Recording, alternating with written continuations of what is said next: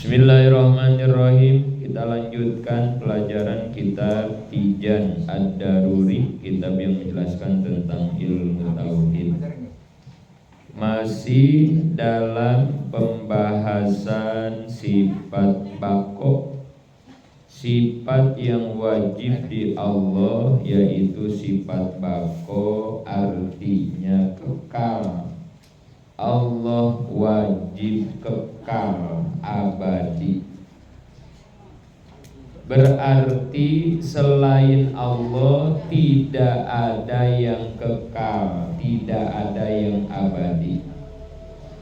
Halaman 20 di bawah surah Ar-Rahman ayat 27, dalil yang menunjukkan bahwa Allah itu kekal. Wa yabqa wajhu rabbika dzul jalali wal ikram, dan tetap kekal zat Tuhanmu yang mempunyai kebesaran dan kemuliaan. Wajib kita percaya Allah kekal, Allah abadi.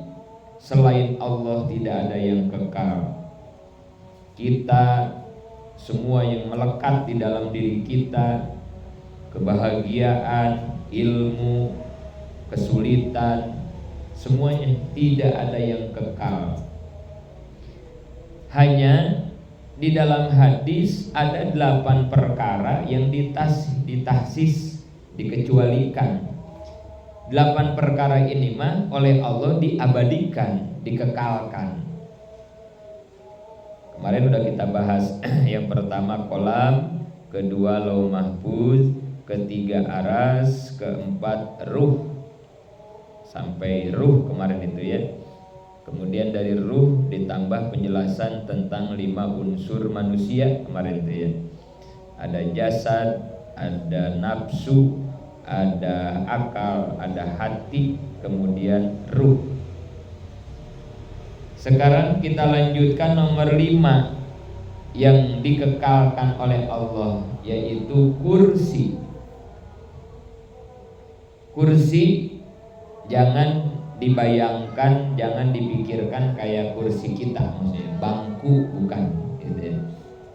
Ini salah satu tanda kekuasaan Allah. Allah menciptakan kursi. Ya walaupun sebagai gambaran mah, kalau aras kemarin kan singgasana gitu ya. Nah kalau kursi ya bangku gitu ya. Tapi ini mah gambaran untuk memahami aja lah. Tapi jangan dibayangkan kayak kursi kita gitu ya. Itu ada di dalam ayat kursi. Jadi nama bahkan itu ya, jadi nama ayat. Wasi'a kursiyuhus samawati wal ard. Luas kursi Allah seluas langit dan bumi gitu ya. Kursi Allah itu ya. 6 tulang ekor manusia. Ini juga sama, diabadikan oleh Allah. Jadi ternyata para jamaah, kita ini punya tulang ekor atau buntut. Kalau kata orang Sunda, curungan gitu ya. Buntut gitu ya. Adanya di bokong, di belakang. Memang semua makhluk itu punya buntut ya. Binatang, kita, manusia, bedanya kalau binatang kayak kambing, yaitu panjang lah buntutnya itu keluar. Kita dengarkan azan. Baik, kita lanjutkan. Jadi pada dasarnya semua kita binatang itu mempunyai tulang ekor atau buntut. Bedanya kalau manusia nggak panjang buntutnya, tapi tulangnya ada. Dan kenapa tulang ekor manusia ini dikekalkan oleh Allah, nggak hancur? Jadi walaupun kita dikubur nanti meninggal, semua jasad mah hancur ya. Badan kita, jasad kita mah dikubur, hancur udah semuanya. Sering disampaikan bahwa ketika kita meninggal, kita ini nanti dibagi 3. An-nasu sulsun. manusia kalau sudah meninggal dibagi 3. Ada yang untuk Allah, ada yang untuk cacing tanah, ada yang untuk diri kita sendiri ya. Yang untuk Allah ruhnya itu dibalikin. Ruh yang hari ini dipakai hidup sama kita. Nah ini kalau meninggal dibalikin ke Allah, ruh mah. Innalillahi wa inna ilaihi raji'un. Ruh milik Allah maka dikembalikan kepada Allah.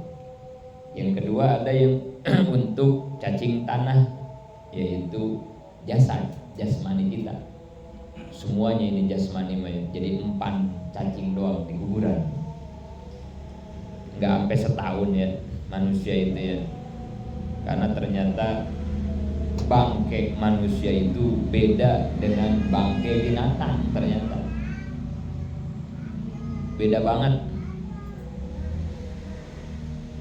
baunya, menjijikannya dan semuanya ya. Karena kalau binatang makan makanannya teh semacam doang, satu rupa. Kambing rumput aja gitu, jarang yang makannya macam-macam. Tapi kalau manusia daun dimakan, daging dimakan, apa aja kita mau dimakan. Makanya semua. Nah nanti ketika meninggal, ketika jadi bangke, nah ini baunya juga beda dan baunya manusia ya beda. Itu nggak lama, hitungan seminggu udah berubah ya. Jangan kan seminggu ya, orang kalau ada yang meninggal nggak ketahuan ya di dalam kontrakan atau 2 hari 3 hari aja kan udah beda itu ya. Fisik tuh udah berubah gitu, udah hitam, udah menggelembung dan lain-lain. Apalagi di kuburan gitu. Gak sampai setahun ya, beberapa bulan aja udah berubah. Habis sudah dimakan jadi santapan cacing tanah. Nah kecuali tulang ekor, nah itu mah nggak hancur itu mah ya, walaupun ribuan tahun dikubur ya nunggu kiamat, nggak hancur itu mah, diabadikan oleh Allah tulang ekor mah ya. Kecuali juga ya jasad-jasad orang-orang pilihan, nah itu juga sama ya, itu pun tidak akan hancur. Orang yang mati syahid, para nabi, para rasul, orang-orang soleh, orang yang hafal Quran, nah itu mah jasadnya oleh Allah dijaga. Gak bisa binatang tanah itu makan jasad orang-orang soleh tadi, orang-orang mulia tadi, dijaga sama Allah. Banyak itu ya kejadiannya kalau pas lagi mindahin makam biasanya ya, udah puluhan tahun katanya dikubur, jangankan jasad, jangankan badan, kain kapannya aja masih putih katanya gitu ya. Kain kapannya aja masih putih gitu. Bahkan ada yang wangi ya, ada yang wangi gitu ya. Nah, itu yakin jasad jenazah semacam itu pasti orangnya adalah orang soleh, pasti itu ya, pasti. Termasuk juga para jamaah, salah satu tanda katanya ya, kalau kita jarah ya, tanda bahwa kedatangan kita, jarah kita disambut sama ahli kubur, itu ada tandanya ya. Kalau para nabi mah, para wali, beda makom keimanan, mereka itu kalau jarah dihalau mereka mah ya. Karena kan orang-orang soleh para nabi mah kan nggak meninggal ya, mereka itu hidup ya, hidup sesuai kebiasaannya di dunia. Kalau di dunianya ahli tadarus, itu nanti di alam barzah di kuburan tadarus aja gitu. Kalau biasanya tahajud duha. Kalau yang biasanya ngajar guru, ngajar aja di sana gitu. Cuman gak usah dipikirin muridnya siapa, itu jangan gitu ya. Itulah keistimewaan yang Allah berikan kepada orang-orang soleh gitu ya. Maka orang-orang soleh para nabi mah kalau dijarahin wali, dijarahin sama wali lagi, bukan kayak kita baca Yasin jarah tuh ya.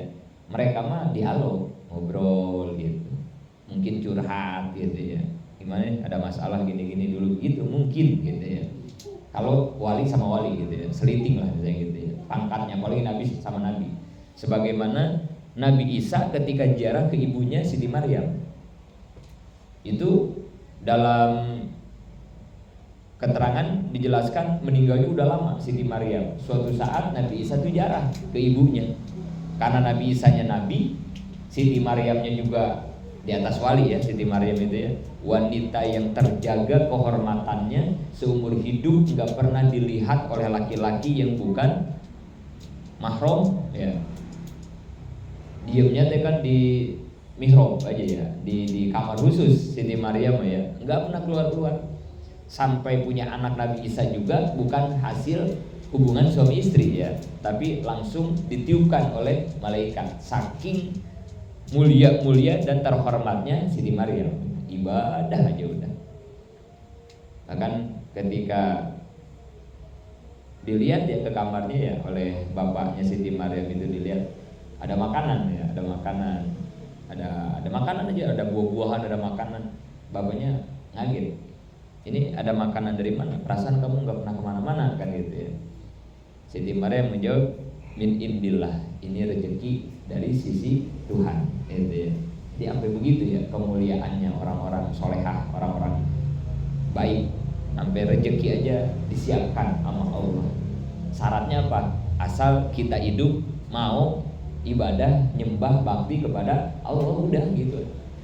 Udah, semua kehidupanmu dijamin sama Allah, udah gitu ya.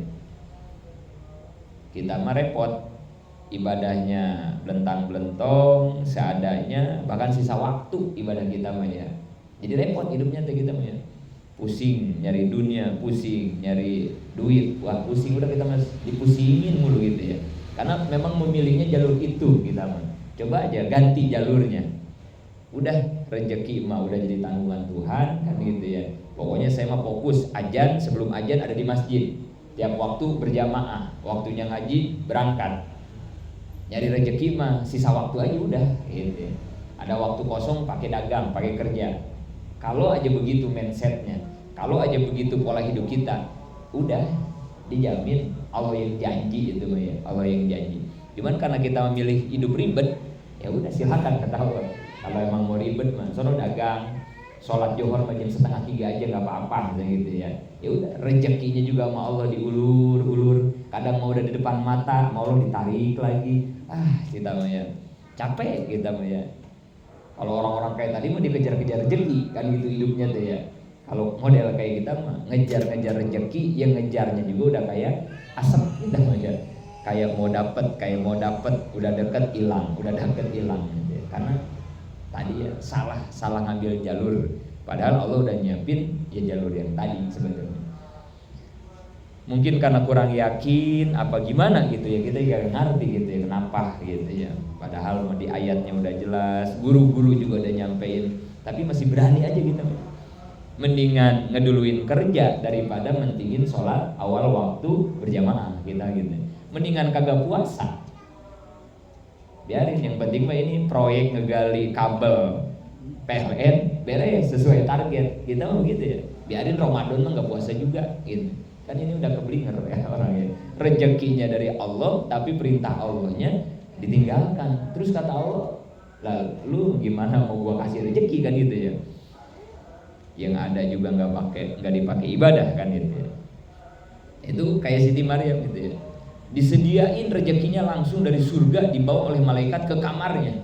Siti Maryam nggak pernah keluar, nggak pernah dagang, nggak pernah apa, disediain langsung.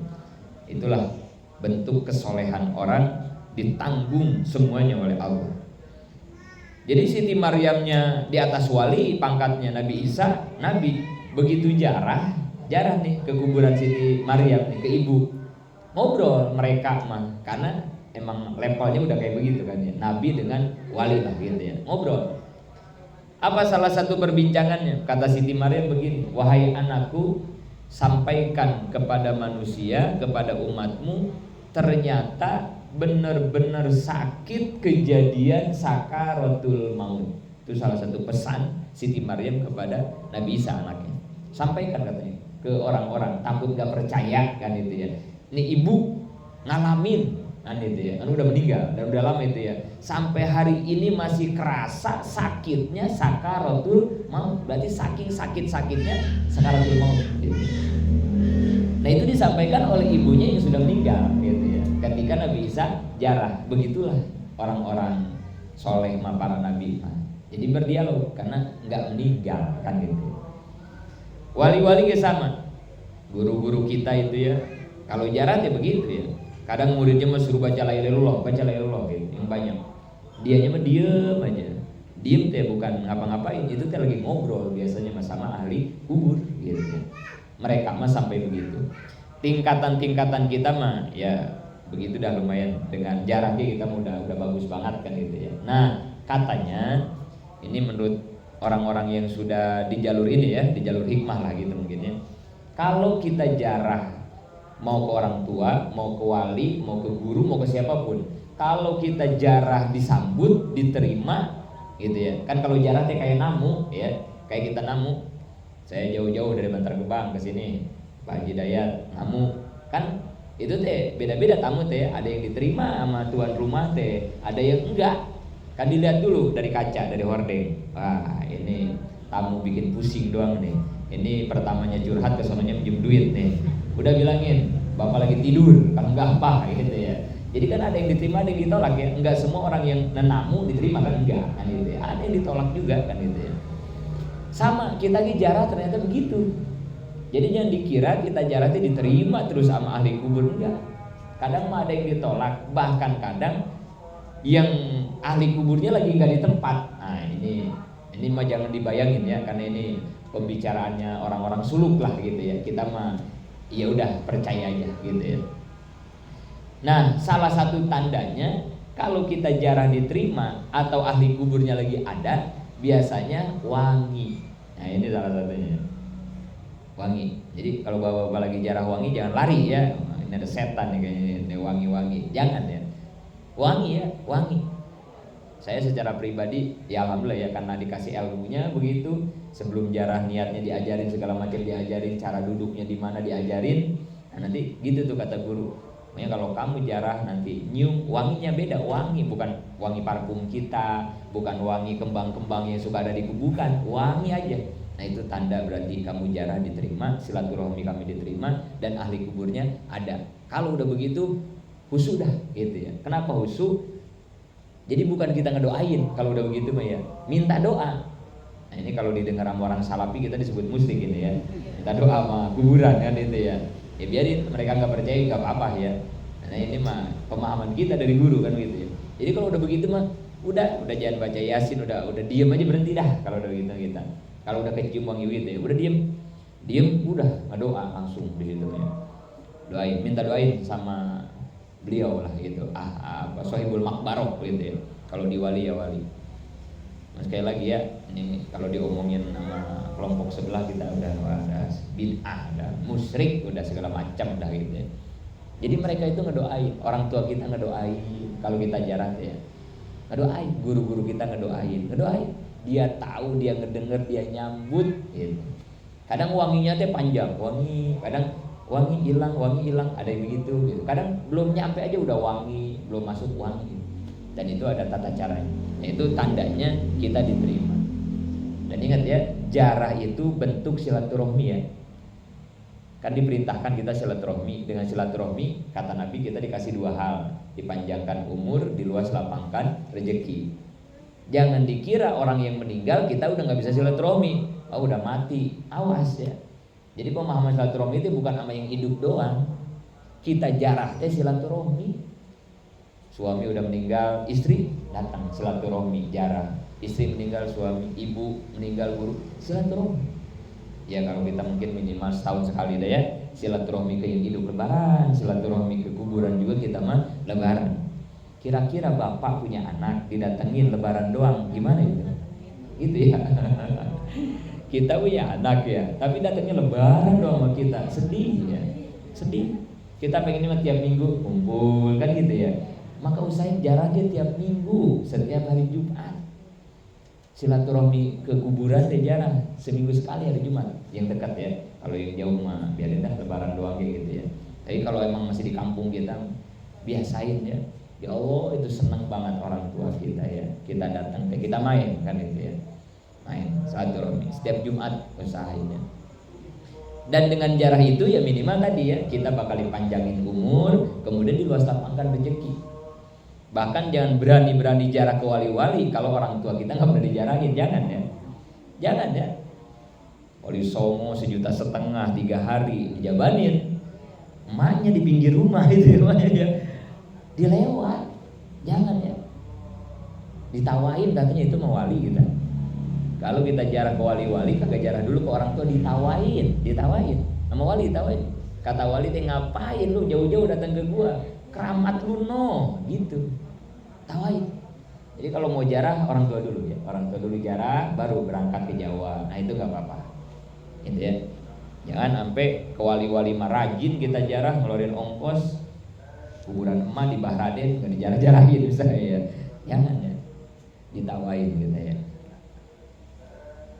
Dan gak usah ragu ya, kan ibu saya bukan wali, kan itu ya. Kan bapak saya bukan ustadz, boro-boro wali. Dan kalau saya jarah ke dia dapat apaan?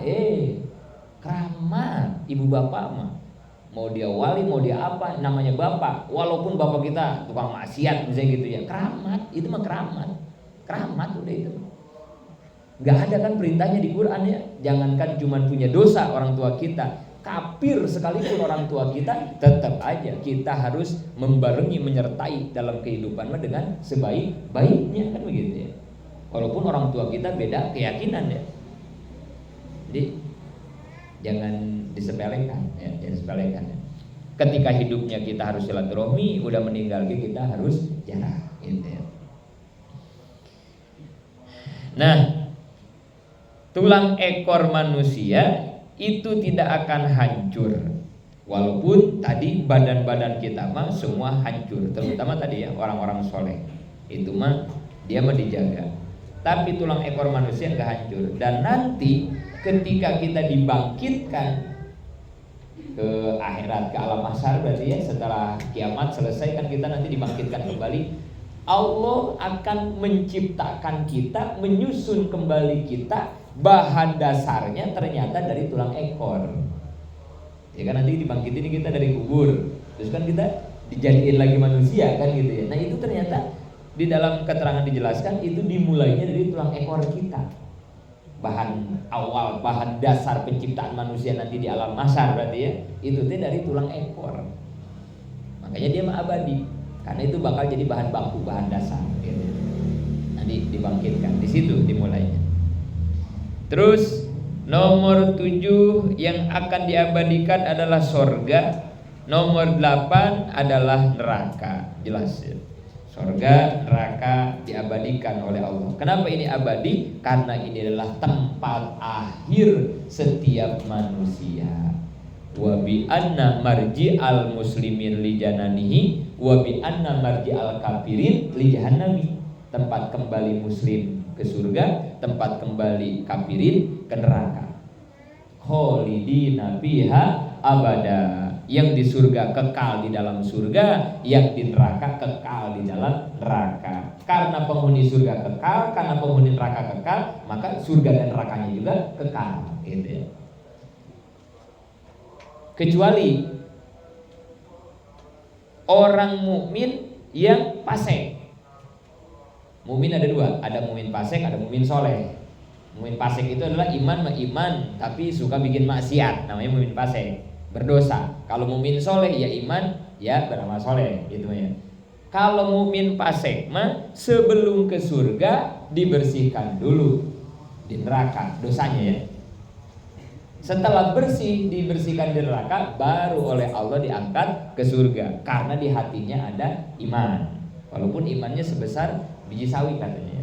Yang penting ada iman aja, walaupun hidupnya penuh dengan dosa, kemaksiatan. Pokoknya setelah habis dibersihin di neraka, dibakar dosanya. Ya wallahu alam dah, itu tergantung dosanya kali ya. Ada yang 10 tahun, ada yang 100 tahun, ada yang 1000 tahun, pokoknya sampai bersih. Udah bersih baru diangkat ke surga. Nah, ini juga kadang orang-orang sebelah memahaminya bahwa yang di surga kekal, yang di neraka kekal. Mereka punya pemahaman nggak ada ceritanya orang masuk neraka diangkat masuk ke surga.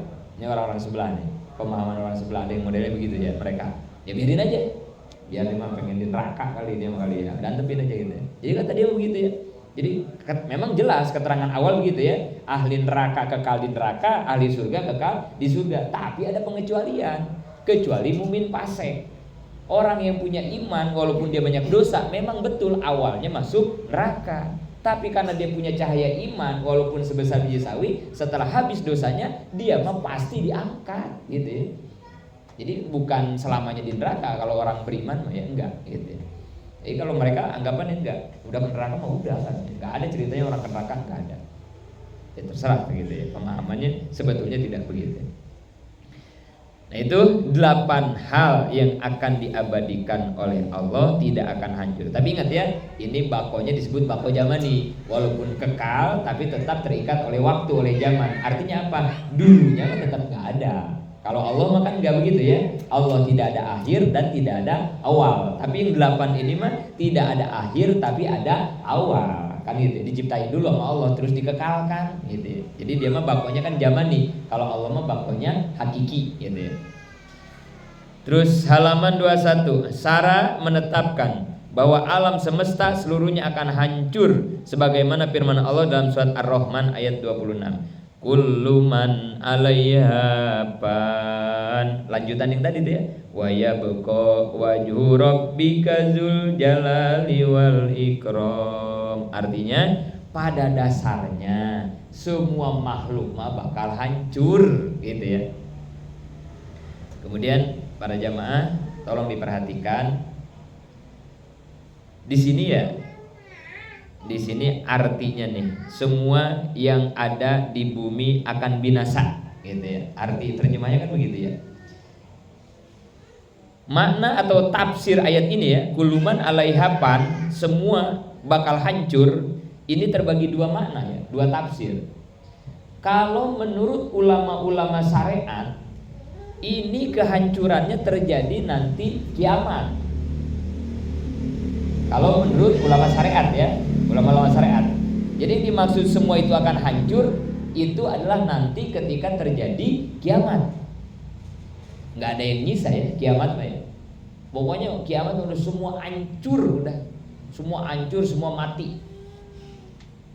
Nanti kan prosesnya ya di hadis kan dijelasin tuh ya, menjelang kiamat gede, kiamat kubro, orang mukmin semuanya meninggal.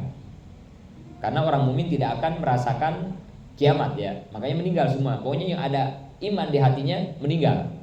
Nanti sisanya tinggal orang kafir, kafir semua itu sisanya. Jadi ngalamin paniknya, dahsyatnya kiamat lah hanya orang kafir. Jadi dia matinya ketika kafir, matinya ketika kiamat orang kafir. Nah, termasuk ketika semua hancur, mati, yang terakhir kan yang masih hidup tinggal malaikat Ijroil ya. Karena kan dia punya tugas itu kagak enak gitu ya. Dia kan tuh nyabutin nyawa, termasuk nyawanya orang kafir kan dia juga yang nyabut kan gitu ya. Jadi dia nggak boleh mati dulu kan begitu ya, sebelum orang-orang mati semua kan gitu ya.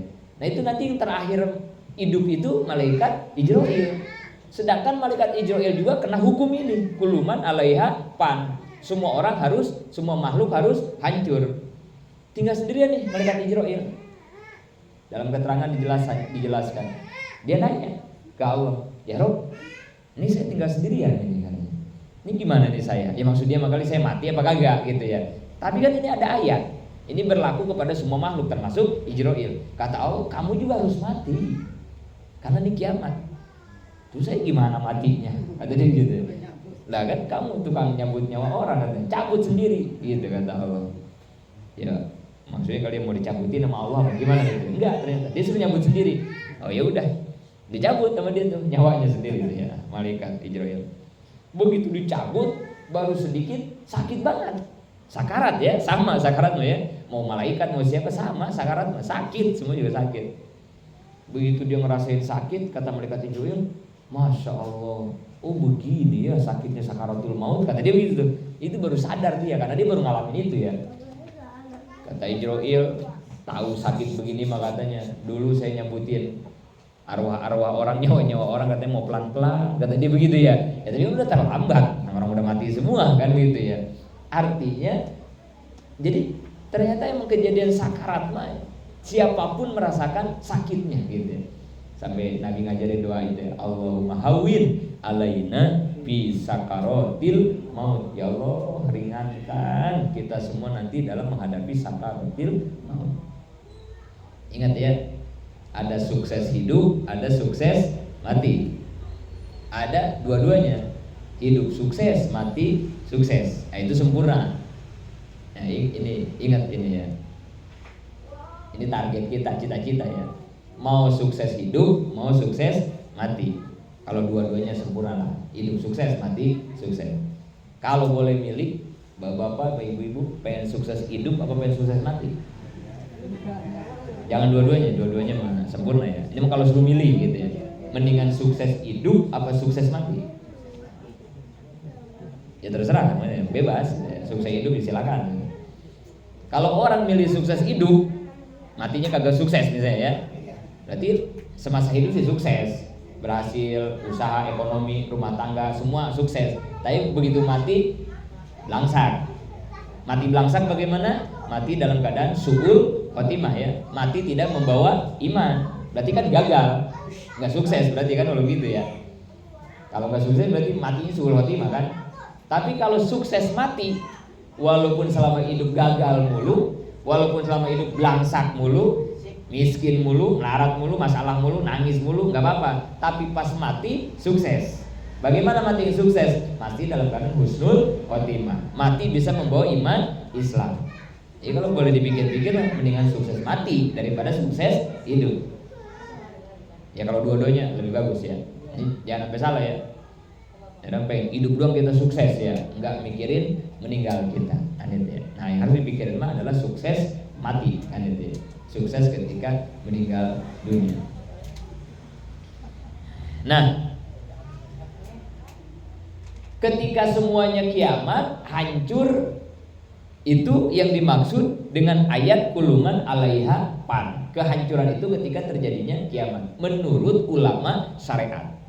Tapi kalau menurut ulama hakikat, yang kedua, kehancuran ini enggak nunggu kiamat. Kalau kata ulama hakikat begitu ya.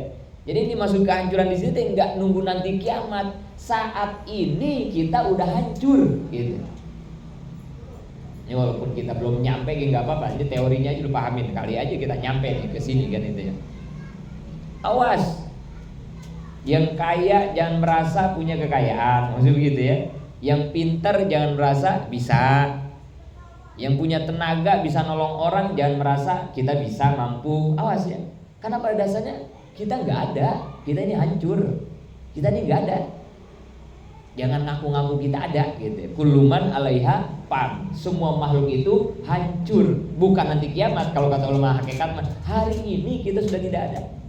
Emang kita sekarang bisa ngaji, bisa begini, bisa jalan, bisa duduk, bisa ngedengerin. Emang ini boleh siapa kan begitu ya? La haula wala quwata illa billah. Jangan di aku-aku. Kalau di aku-aku namanya ujub kan gitu ya. Saya teh ya tahajud saya emang gak pernah bolong. Tahajudnya saya emang gak 2 rakaat. Minimal 10 rakaat sama tiap malam. Saya teh ya kan gitu ya. Ujub itu udah. Kalau di hati merasa begitu ujub, kalau diomongin ke orang namanya takabur. Ujub dan takabur itu yang akan menghancurkan pahala ibadah kita. Alhamdulillah. Awas ya. Jadi pemahaman kuluman alaiha pan menurut ulama hakikat, kehancuran itu mulai saat ini juga. Apa sih yang kita bisa dalam hidup? Nggak bisa apa-apa tanpa pertolongan Allah, kan gitu. La haula wala quwata illa billah. Hasbunallah wa ni'mal wakil. Ni'mal maula wa ni'man nasir kan. Nah, ini dilatih dah sama kita ya. Walaupun masih tinggi, masih jauh nggak apa-apa lah. Teorinya pahami kemudian latih gitu ya. Supaya ngilangin takabur, supaya ngilangin ujub, supaya ngilangin ngaku-ngaku gitu. Kalau bukan karena gua, nah kayak gitu mudah-mudahan hilang gitu ya. Nolong aja, ibadah aja kan itu. Selama kita nolong, selama kita ibadah, toh semua itu karena pertolongan Allah. Udah gitu. Supaya apa? Mengikhlaskan semua amal ibadah yang kita lakukan. Semakin ikhlas ibadah kita, itulah ibadah yang berkualitas yang bakal kita dapatkan nanti hasilnya di akhirat. Tapi semakin buruk kualitas ikhlas kita ketika ibadah, jangan harap serajin dan sebanyak apapun amal ibadah kita nggak bakal dapat apa-apa pas nanti kita kembali ke negeri akhirat. Nauzubillah. wa ma umiru illa liya'budullaha mukhlisina lahuddin. Ngelatih ikhlas salah satunya memahami ayat kullu man 'alaiha fan. Jangan pernah ngaku-ngaku apa yang telah kita lakukan saat ini. Enggak ada yang hasil kita, enggak ada. Semuanya karena pertolongan Allah. Dikit lagi tanggung. Wadiduhu alpana, perlawanan bako adalah panah rusak. Dalilnya wadalilu ala zalika annahu law kana panian lakana hadisan wa huwa muhalun. Ini dalil akal, dalil akli. Dalil yang menunjukkan Allah punya sifat bako adalah bahwa apabila Allah rusak maka pasti dia benda baru dan itu mustahil. Itu penjelasannya mah ini dah urusan santri, itu malah bapak-bapak ibu gak usah dah itu mah ya. Pokoknya gitu aja kita mah ya pemahamannya. Kalau Allah itu hancur berarti Allah sama kayak makhluk kan itu ya. Sedangkan mustahil lah kan itu ya. Maka Allah wajib kekal. Beres, alhamdulillah sampai halaman 22 dah itu ya. Nanti pada pertemuan berikut kita lanjutkan sifat muholafatul lil hawadisi. Mudah-mudahan manfaat, amin ya Allah.